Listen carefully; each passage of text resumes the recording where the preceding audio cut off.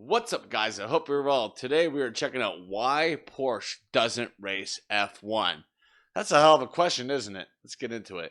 After winning the 24 Hours of Le Mans, the engineers at Porsche decided it wasn't enough for them and built a car that was capable of lapping the Circuit de Spa-Francorchamps faster than today's F1 cars. It's called the 919 Tribute and it makes more power and more downforce than an F1 car. The car had no purpose but to prove what Porsche could do if there were no rules holding them back. Wow. And when they took it to the Nürburgring, they set a 5:19.5, which might not sound like a lot, but it's 45 seconds faster than the second fastest lap around the Nordschleife. In fact, Porsche hold 3 of the top 4 spots on the Nürburgring's leaderboard, with the other one being held by Volkswagen, who own Porsche. The 919 Tribute has since been dethroned as the lap record holder around Spa, but for Porsche to still be within half a second of the overall record, despite their car having a roof and weighing 200 kilograms more, is crazy. And then there's this, the Porsche 911 GT2 RS MR. It held the lap record of the Nürburgring from June 2021 to October this year, and the car that Mercedes needed to beat it was a $2.75 million hypercar with a modified version of an F1 engine in the back. And even then, Mercedes only beat the MR's record by 8 seconds. Porsche haven't yet released the successor to the MR, and with the knowledge of the AMG 1's time, no doubt they'll once again steal the crown of the fastest production car around the Nürburgring. And they'll do it without needing to rely on technology from F1. And that's because Porsche don't need F1.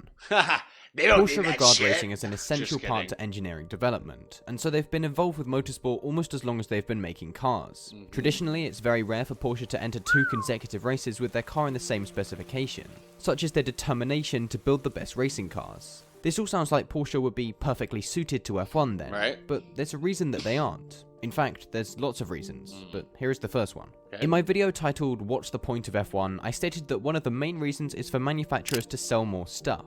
Be it cars, energy drinks, or overpriced clothes, everyone has something to sell in F1. But with a backlog of 2 to 4 years on cars like the 992 GT3, Porsche can't really sell any more cars. A cool perk of making the same car for 60 years is that everyone knows what a Porsche 911 looks like. The 911 is the sports car, and Porsche writing their name on the side of an F1 car probably isn't going to convince people to buy one. Because they don't need convincing. No. Things are different for teams like Mercedes and what used to be Renault, because for them, claiming their road cars used F1 technology would probably help sell a few more. Porsche are known for building cars to last, and over 70% of the 1 million 911s ever built were still on the road as of 2017. Remarkable. For me, that's why insane. Porsche's success at Le Mans is far more relevant than any success they could have in F1. The Mercedes AMG 1 needs a full engine rebuild after just 30,000 miles, thanks to the nature of the F1 engine they put in the back. Porsches, however, often go over 150,000 miles without a single issue. That's insane. Take this 997 Carrera 4S, which did 100,000 miles within its first 3 years of life, and has since reached 300,000 miles. And it did that within just 12 years at nearly 25,000 miles a year, which in the UK is 2.5 times more than the average. Yeah, it's cars insane. like that that show why Le Mans is more relevant for Porsche than Formula 1 ever will be. Running a car flat out for 24 hours without a break is exactly what Porsche need to do to prove how well they make cars. Racing in F1 where the engines rarely last more than 1,500 miles is hardly going to show how well Porsche builds engines. And speaking of engines, I can't think of another brand that is as synonymous with an engine as Porsche is with the Flat 6. A quick search of the Flat 6 will bring up mostly images of Porsche 911s, and in fact Porsche are so well known for it that there's an article titled 7 Flat 6 powered vehicles that aren't Porsches. That means that any car with the Flat 6 that isn't a Porsche 911 is noteworthy and a surprise. Formula 1's engine rules won't allow Porsche to use their Flat 6 engine in an F1 car, and therefore it doesn't really make sense from a development perspective to race there. However, there is one thing that makes sense. Formula 1 has made it clear that one of the goals for the next set of engine regulations is for them to run on sustainable fuels. It was either that or battery power, and losing the sound of combustion engines would probably drive a lot of fans out of the sport. Similarly, Porsche has made it clear that they're working to avoid having to get rid of the combustion engine. While of course it makes hybrids and electric cars as well, without the Flat 6 engine, the 911 wouldn't be a 911. So Porsche's future depends on it.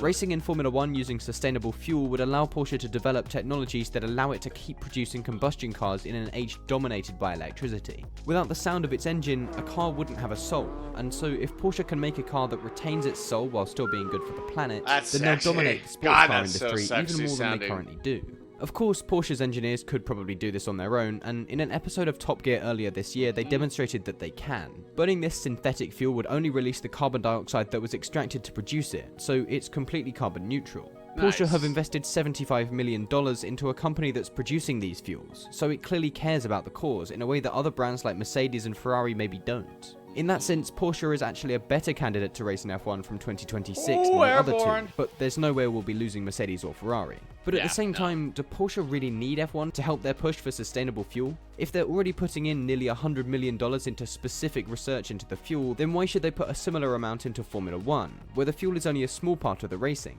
Right. It just seems like a waste of money.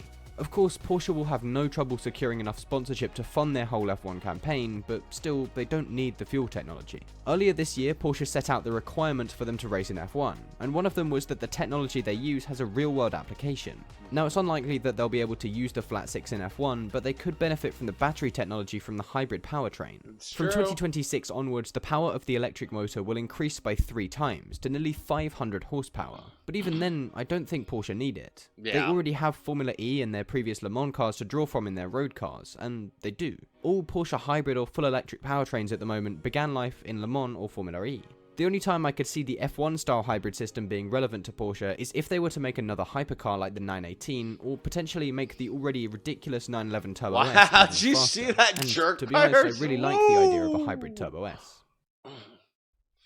In 1901, Ferdinand Porsche created the first ever hybrid car, the Lohner Porsche Mixed Hybrid. It had a top speed of 37 miles per hour, which broke the Austrian speed record at the time. Just a few years later, he designed the Mercedes-Benz SSK, which had a top speed of 120 miles per hour and was arguably the fastest race car of its day. And then came the Volkswagen Beetle, which had to be fuel efficient, cheap, able to start in the cold and fit a family of 5. Although this is the formula for most basic cars nowadays, in the 1930s this was a seemingly impossible challenge, and so the only person that Adolf Hitler could hire for this task was Ferdinand Porsche, who was by then one of the most famous engineers in the country.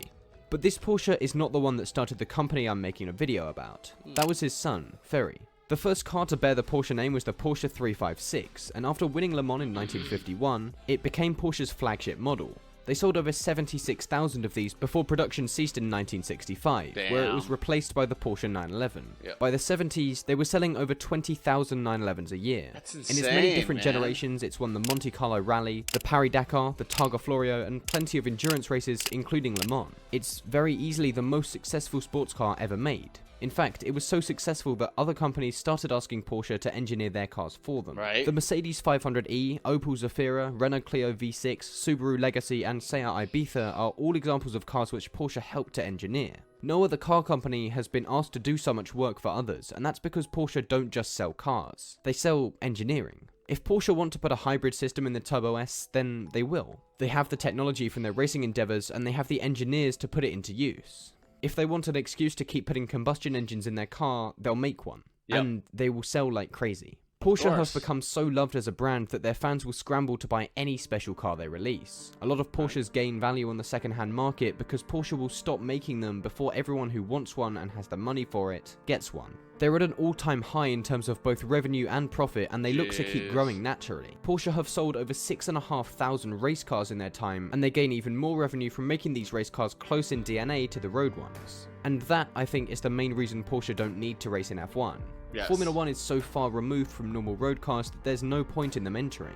It wouldn't sell them any more cars because the demand for them is already so high, and it wouldn't give them any engineering benefit that they couldn't do themselves. They're coming back to Le Mans next year, and they continue to follow F1 around with the GT3 Cup. And that's how I think things will stay. Porsche can't leave and won't leave motorsport, but they don't need to join F1.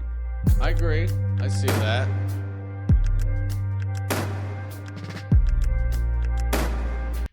Very cool video.